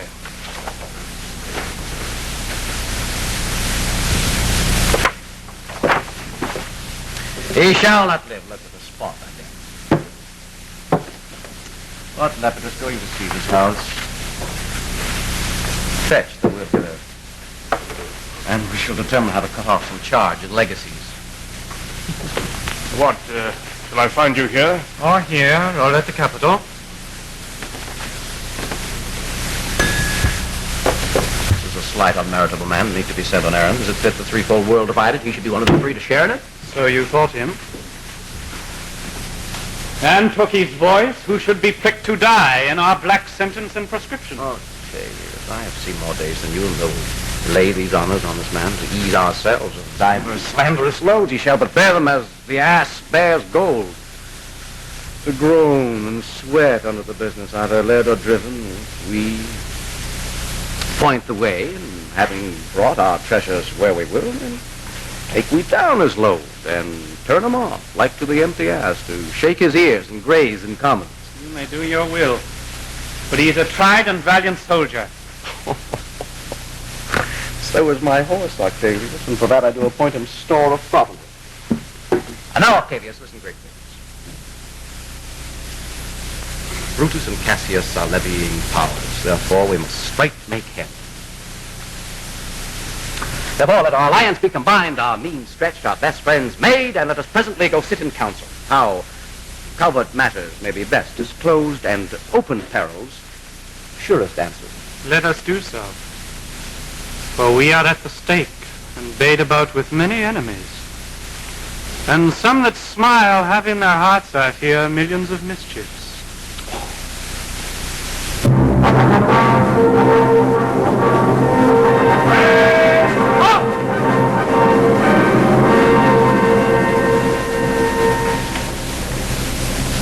Now, Polonius, is Cassius here? He is at hand, and Pindorus is come to do you salutation from his master. He greets me well. Your master, Pindorus, by his own charge or by ill officers, have given me some worthy cause to wish things done undone. But if he be near at hand, I shall be satisfied. I do not doubt but that my noble master will appear such as he is, full of regard and honor. He's not doubted. Comes his army on? They mean this night in Sardis to be quartered. The greater part, the horse in general, are come with Cassius. Marc is arrived. Stand all, speak the word along. Stand! Stand! Stand! Most noble brother, you have done me wrong. Judge me, you gods. Wrong I mine enemies. And if not so, how should I wrong a brother? Brutus, this sober form of yours hides wrongs, and when you do them... Cassius, be content. Speak your grief softly. I do know you well. Before the eyes of both our armies here, which would perceive nothing but love from us, let us not wrangle. Bid them move away. Then in my tent, Cassius, enlarge your griefs, and I will give you audience. Antonius, bid our commanders lead their chargers off a little from this ground. Lead up! Lead up! Lead up! That you have wronged me doth appear in this. You have condemned and noted Lucius Pella for taking bribes here of the Sardians. were in my letters, praying on his side because I knew the man was slighted off. You wronged yourself to write in such a case. In such a time as this, it is not meet that every nicer friend should bear his comment. Let me tell you, Cassius, you yourself are much condemned to have an itching palm, to sell and march your offices for gold to undeservers. I, an itching palm? You know that you are Brutus that speaks this, or by the gods this speech would else your last. The name of Cassius honors this corruption, and chastisement doth therefore hide his head. Chastisement? Remember March, the Ides of March, remember. Did not great Julius bleed for justice' sake?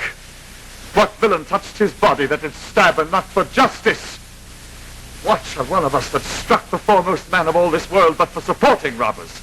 Shall we now contaminate our fingers with base bribes and sell the mighty space of our large honors for so much trash as may be grasped thus? I had rather be a dog and bay the moon than such a Roman. Brutus, bay not me. I'll not endure it. You forget yourself to hedge me in. I am a soldier, I, older in practice, abler than yourself to make conditions. So you are not. I am? I say you are not. Urge me no more, I shall forget myself. Have mind upon your health, tempt me no farther. Away, slight man. Impossible! Hear me, or I will speak. Must I give way in room to your rash choler? Must I be frighted when a madman stares? Oh, ye gods, must I endure all this? All this, I more! Fret till your proud heart breaks. Go show your slaves how choleric you are, and shall make your bondmen tremble. Must I budge? Must I observe you? Must I stand and crouch under your testy humor? By the gods, you shall digest the venom of this spleen, though it do split you. For from this day forth I'll use you for my mirth, yea, for my laughter when you are waspish. Is it come to this? You say you are a better soldier, let it appear so.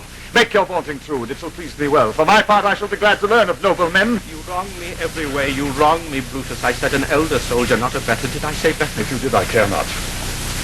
When Caesar lived, he durst not thus have moved me. Peace, you durst not so have tempted you. I durst not? No. What durst not? Not for your life, you durst not. Do not presume too much upon my love. I may do that. I shall be sorry for. You have done that you should be sorry for. There is no terror, Cassius, in your threats. For I am armed so strong in honesty that they pass by me as the idle wind, which I respect not.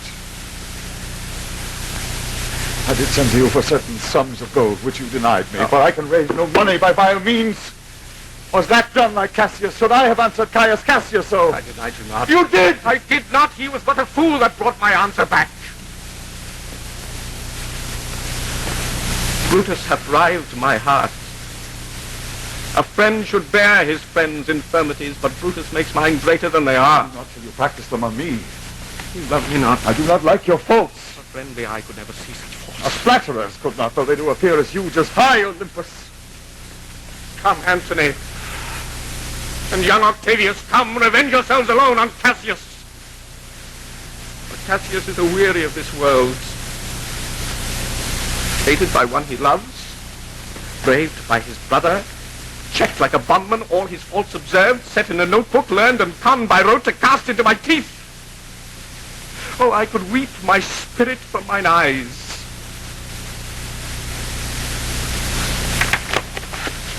There is my dagger.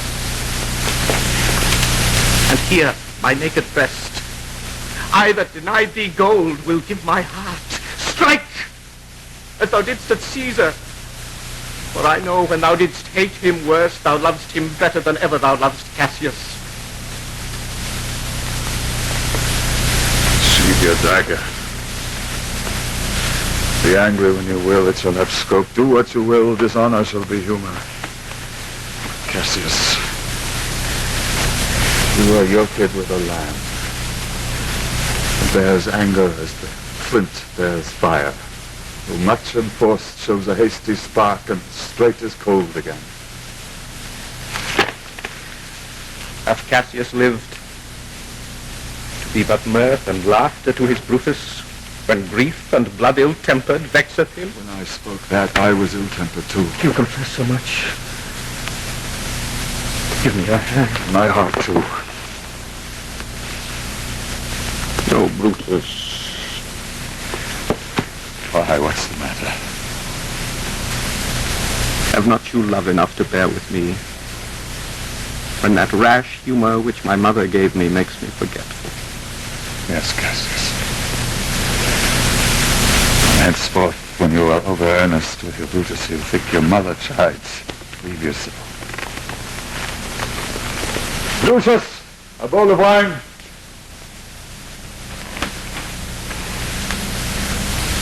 I did not think you could have been so angry. Cassius, I'm sick of many griefs. Of your philosophy you make no use if you give place to accidental evil. No man bears sorrow better. Portia is dead. Portia? She's dead.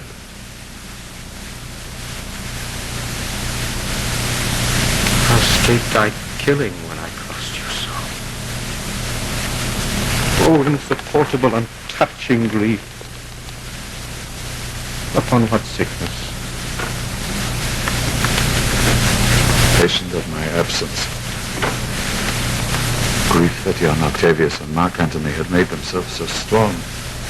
For with her death, that tidings came. With this, she fell distracted. Her attendants absent.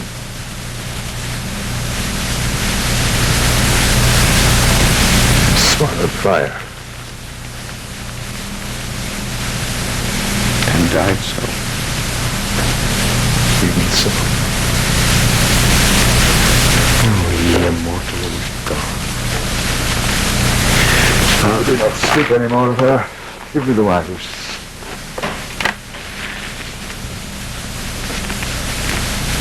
This I bury all in kindness, Cassius.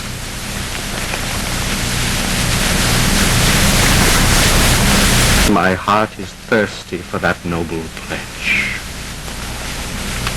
Fill, Lucius, till the wine o'erswell the cup. I cannot drink too much of Brutus' love. This way!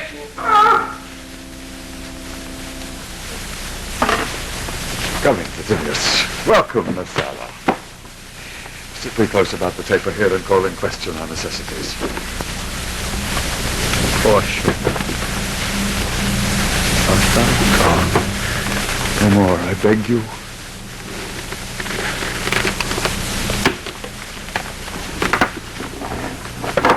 Messala, I have here received letters that young Octavius and Marc Antony come down upon us with a mighty power, bending their expedition toward Philippi. Myself have letters of the self-same tenor. With what addition? That by prescription and bills of outlawry, Octavius, Antony, and Lepidus have put to death 100 senators. Therein our letters do not well agree. Mine speak of 70 senators that have been proscribed. Had you your letters from your wife, my lord? No, Messala. No, nothing in your letters. Messala? Well, to our work alive. What think you of marching to Philippi presently? I do not think it good. Your reasons? Well, this it is. 'Tis better that the enemy seek us. So shall he waste his means, weary his soldiers, doing himself offence, whilst we, lying still, are full of rest, defence, and nimbleness. Good reasons must perforce give way to better. The people twixt Philippi and this ground do stand but in a forced affection, for they have grudged us contribution. The enemy marching along by them shall make a fuller number up, come on refreshed, new added, and encouraged. From which advantage shall we cut him off, if at Philippi we do face him there, these people at our back, under your pardon. You must note besides that we have tried the utmost of our friends. Our legions are brimful, our cause is ripe. The enemy increaseth every day. We at the height are ready to decline. There is a tide in the affairs of men which, taken at the flood, leads on to fortune. Omitted all the voyage of their life is bound in shallows and in miseries. On such a full sea are we now afloat, and we must take the current when it serves, or lose our ventures.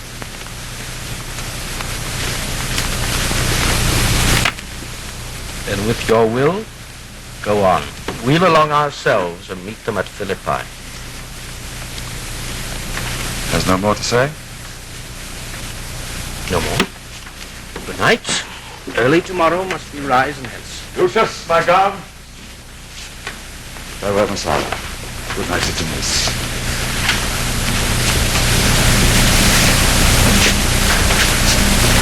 Noble Cassius. Good night and good repose. Oh, my dear brother, This was an ill beginning of the night. Never comes such division between our souls. Let it not, Brutus. Everything is well. Good night, Lord. Good night, oh brother. Good night, Lord Brutus. Farewell, everyone.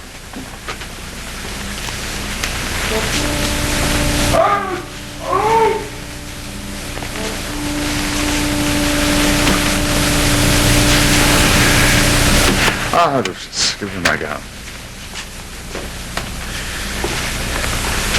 Where is thy instrument? Here in the tent. What? Thou speakst drowsily. Poor knave, I blame thee not, thou art o'erwatched. Look, Lucius. There's the book I sought for, so I put it in the pocket of my gown. I was sure your lordship did not give it Bear with me, boy, I'm much forgetful. Lucius, canst thou hold up thy heavy eyes a while to touch thy instrument a strain or two? Aye, my lord, and please you. It does, my boy. I trouble thee too much, but thou art willing. 'Tis my duty, sir. I should not urge thy duty past thy might. I know young bloods look for a time of rest. I've slept my lord already. It was well done, and thou shalt sleep again. I will not hold thee long.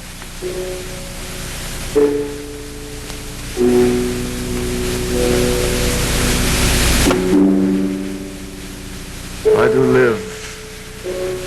I will be good to thee.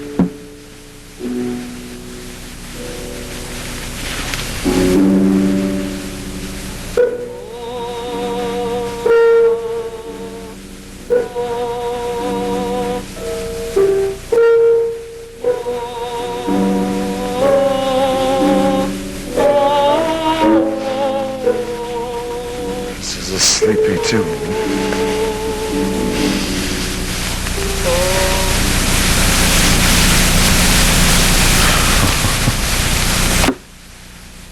Murderous slumber. Raise thou thy leaden mace upon thy boy that plays the music. Gentle knave, good night. I will not do thee so much wrong to wake thee.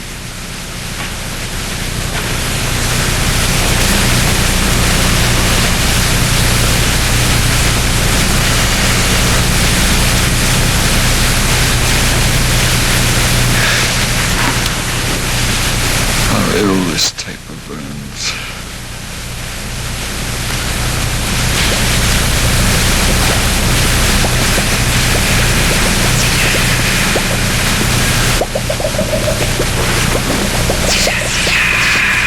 Speak to me, what thou art. Thy evil spirit, Brutus. Why comest thou? To tell thee thou shalt see me at Philippi. Then I shall see thee again. Aye, at Philippi. Why then I shall see thee at Philippi. I have taken heart, thou vanishest. Ill spirit, I would hold more talk with thee.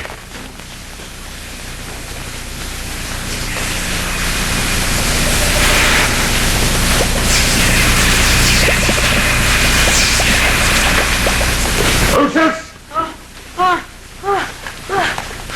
Lucius, awake! My lord of force. Lucius, awake! Didst thou dream, boy, that thou so criedst out? Lord, did not know that I did cry. Yes, that thou didst. Didst thou see anything? Nothing, my lord.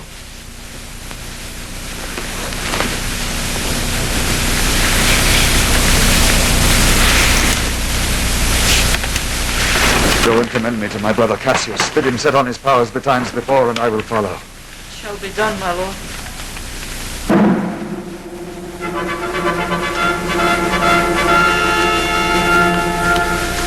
Now, Antony, our hopes are answered. You said the enemy would not come down, but keep the hills and upper regions. It proves not so. Their battles are at hand. They mean to warn us at Philippi here, answering before we do demand of them. I am in their bosoms, I know wherefore they do it. They could be content to visit other places and come down with fearful bravery, thinking by this face to fasten in our thoughts they have courage. But 'tis not so. Prepare you, generals, the enemy comes on in gallant show. Their bloody sign of battle is hung out, and something to be done immediately. Octavius, lead your battle softly on upon the left hand of the even field. Upon the right hand, I. Keep thou the left. Why do you cross me in this exeter? I do not cross you, but I will do so. They stand and would hold parley. Stand fast, Antonius. We must out and talk. Shall we give sign of battle? No, Caesar. That's our charge. Make forth. The generals would have some words. Then up.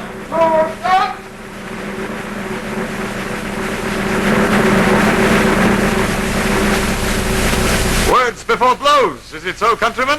Not that we love words better, as you do. Good words are better than bad strokes, Octavius. In your bad strokes, Brutus, you give good words. Witness the hole you made in Caesar's heart, crying, "Long live, hail Caesar!" You showed your teeth like apes and fawned like hounds, and bowed like bondmen, kissing Caesar's feet, whilst damned Casca, like a cur behind, struck Caesar on the neck. Oh, you flatterers! Flatterers! Now, Brutus, thank yourself. This tongue had not offended so today if Cassius might have ruled. Come, the cause. If arguing make us sweat, the proof of it will turn to redder drops. Look, I draw a sword against conspirators. When think you that the sword goes up again? Never, till Caesar's 33 wounds be well avenged, or till another Caesar hath added slaughter to the sword of traitors. Caesar, thou canst not die by traitors' hands unless thou bringst them with thee. So I hope. I was not born to die on Brutus' sword. Oh, if thou wert the noblest of thy strain, young man, thou couldst not die more honorable. A peevish schoolboy, worthless of such honor, joined with a masker and a reveler. Old Cassius still. Come, Antony, away. Defiance, traitors, hurl we in your teeth. If you dare fight today, come to the field. If not, when you have stomachs.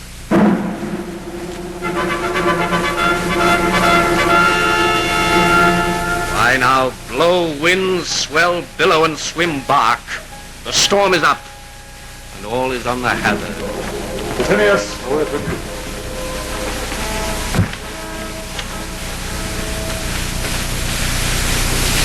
Messala. What says my general? Messala, this is my birthday. As this very day was Cassius born. Give me thy hand, Messala. Be thou my witness, that against my will as Pompey was, am I compelled to set upon one battle all our liberties. You know that I held Epicurus strong and his opinion.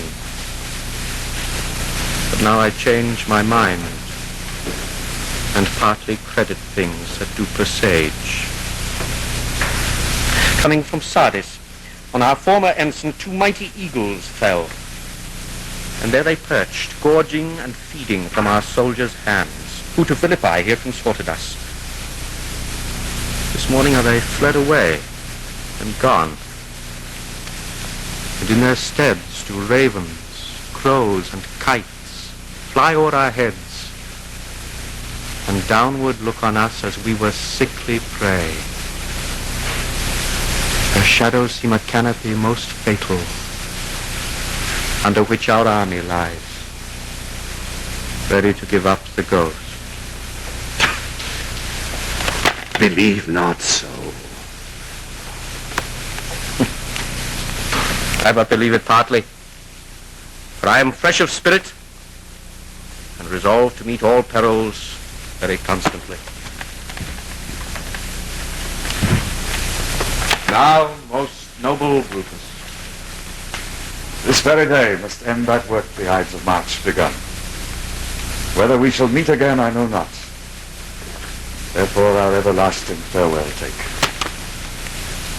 Forever and forever farewell, Cassius. If we do meet again, why, we shall smile. If not, why, then this parting was well made. Forever and forever farewell, Brutus. If we do meet again, we'll smile indeed. If not, 'tis true. this parting was well made. Lead on.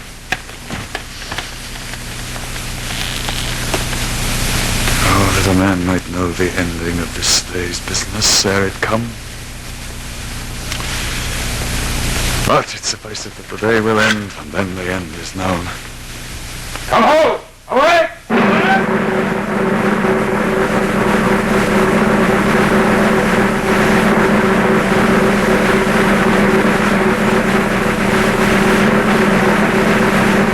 Right form. Right form. Form! Halt!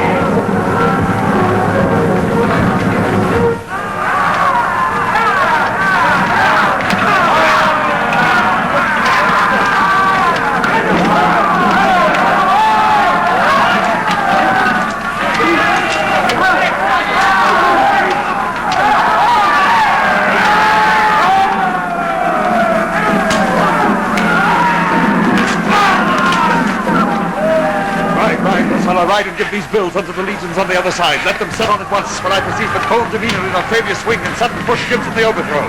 Right, Messala, right! Let them all come down! Halt! Stand fast!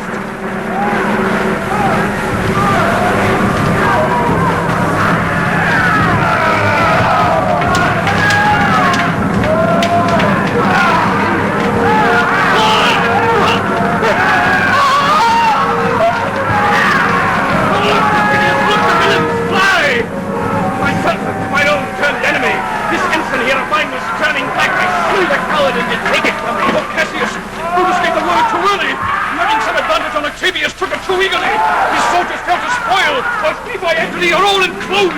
Fight for the rock, fight for the rock, Antony's in your chest, my lord. Fight there for noble Cassius, fight for rock. This hill is far enough.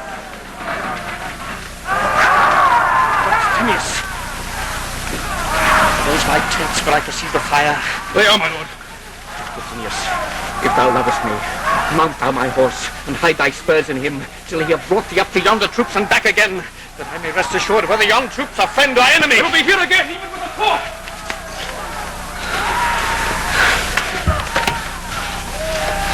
Go, Antonius, get higher on that hill.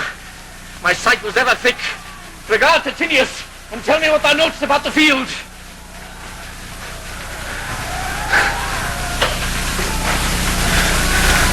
This day I breathed first. Time has come round, and where I did begin, there must I end. My life is run his compass. Oh, my lord! Titinius is enclosed round about with horsemen that make to him on the spur. Get his spurs on! Now they're almost on him now, Titinius! He's here! And hark, they shout for joy! Come down, behold no more! Oh, coward that I am, to live so long, to see my best friend ta'en before my face.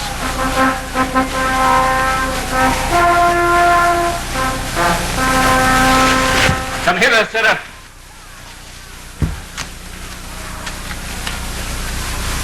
In Parthia did I take thee prisoner. And then I swore thee, saving of thy life, that whatsoever I did bid thee do, thou shouldst attempt it. Come now. Keep thine oath. Now be a free man. And with this good sword that ran through Caesar's bowels, search this bosom. Stand not to answer. Here. Take thou the hilts. And when my face is covered, as 'tis now, guide thou the sword.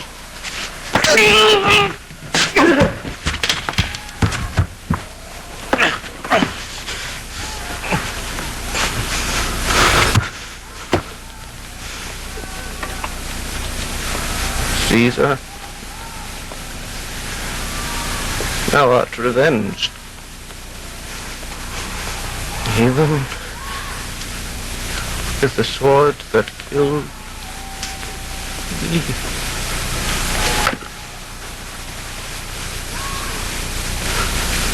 So, I'm free.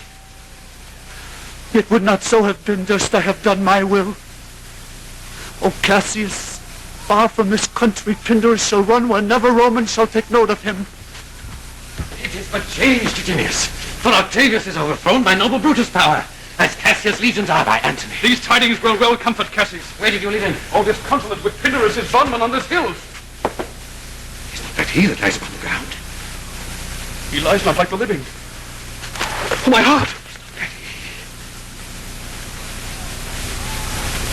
No, Messala. This was he. But Cassius is no more. O setting sun, as in thy red rays thou dost sink tonight, so in his red blood Cassius' day is set. The sun of Rome is set. Our days are gone. Clouds, dews, and dangers come. Our deeds are done. Mistrust of my success hath done this deed.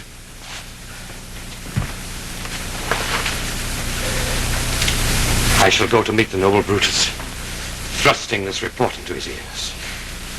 I may say thrusting it, for piercing steel and darts envenomed shall be as welcome to the ears of Brutus as tidings of this battle. How are you, Messala? I will seek for Pindarus the while. Pindarus!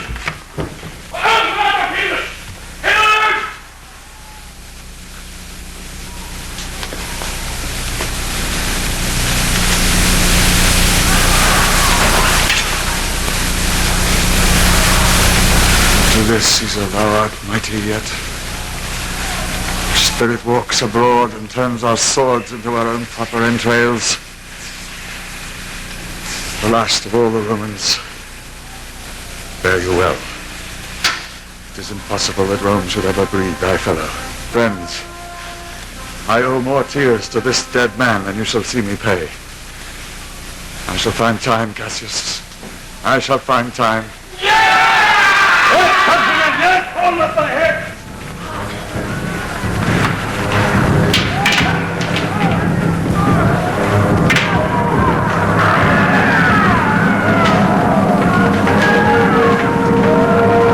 I am Brutus! Marcus Brutus, I! Brutus, my country's friend! Know me for Brutus!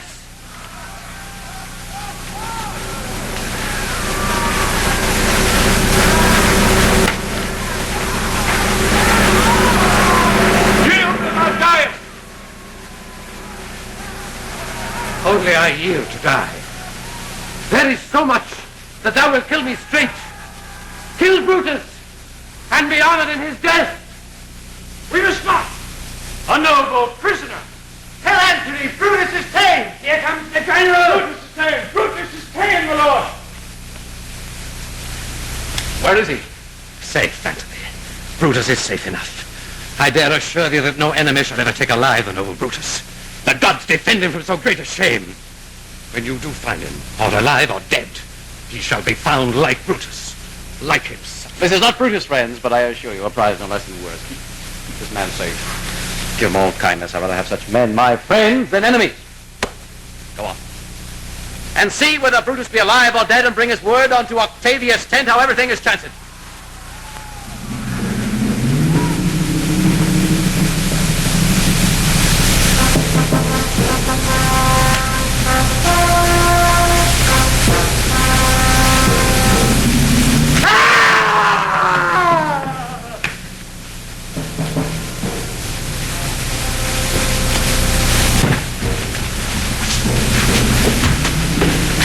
poor remains of friends rest on this rock.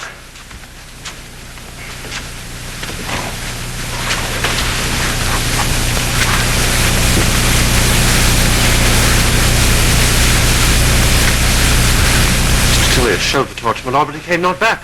He is or ta'en or slain. Sit down, Clitus.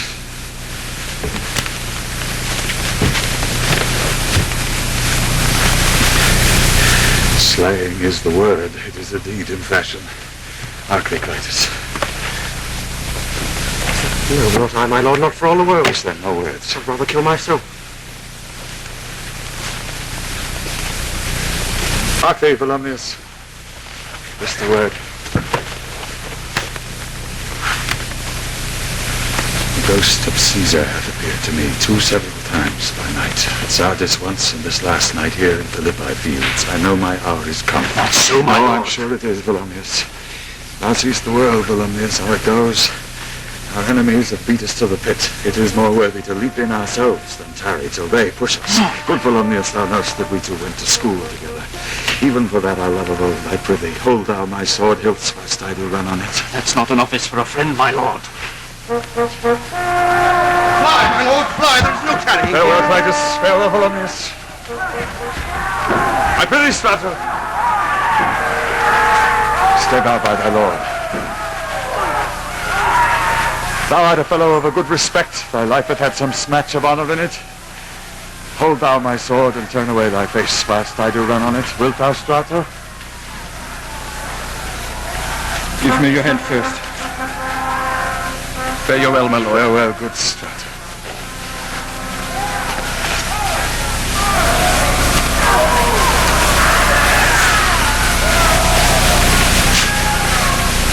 Caesar, now be still. I killed not thee with half so good a will.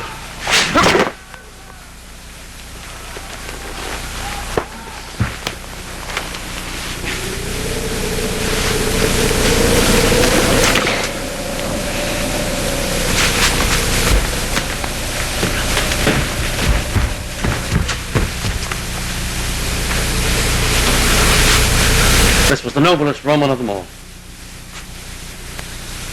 All the conspirators have only heeded what they did out of envy of great Caesar.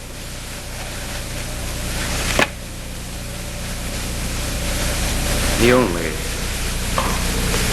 in a general honest thought and common good to all, made one of them.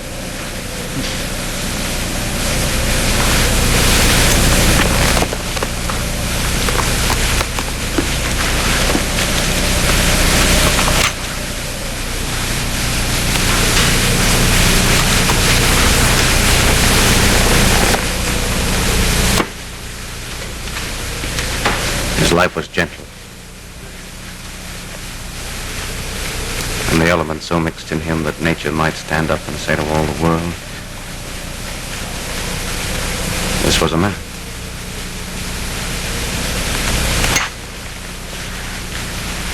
According to his virtue, let us use him with all respect and rites of burial.